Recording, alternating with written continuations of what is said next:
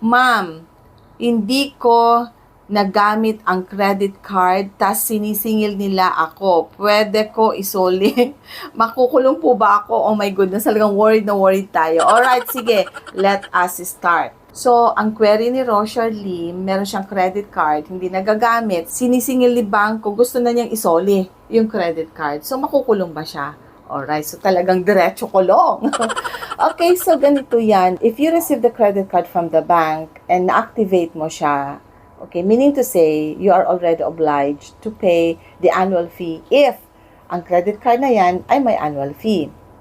Okay, so sinisingil ka ni bangko maybe because of the annual fee.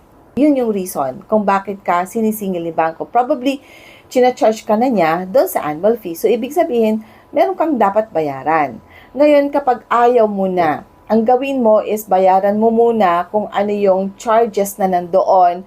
Well, for you to be able to know kung ano ba yung sinisingil ni bangko sa'yo, meron naman doon sa ating statement of account, have an access to that.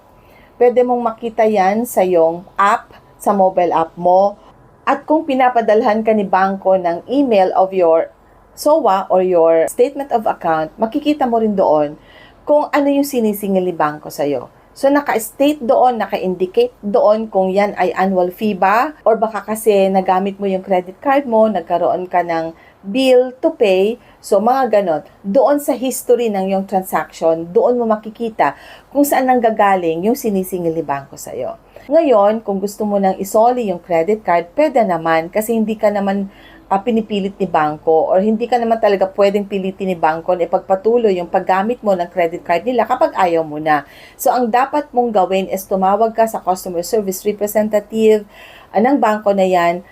Itanong mo kung ano yung sinisingil sa'yo. Pero kung klaro na sa'yo, dahil nakita mo doon sa transaction history kung ano yung sinisingil ni bangko, and you prove na it is really your obligation kasi it could be the annual fee or baka nagamit mo rin talaga yung credit card mo, hindi mo lang maalala, pwedeng ganun. So, bayaran mo because that is your obligation.